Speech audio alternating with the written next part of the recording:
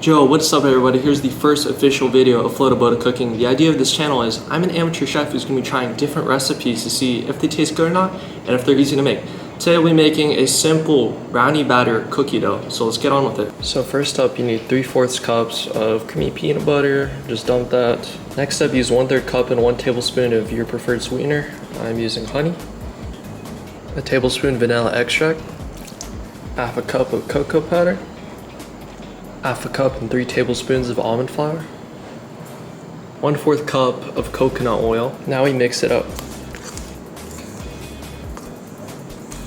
After mixing it up a good bit and it starts to form into a cookie dough, add your chocolate chips, add however many you'd like. Here's the finished product. Looks good, definitely looks like a cookie dough consistency. Let's see how it tastes. Now for the taste test, here we go. That's pretty good.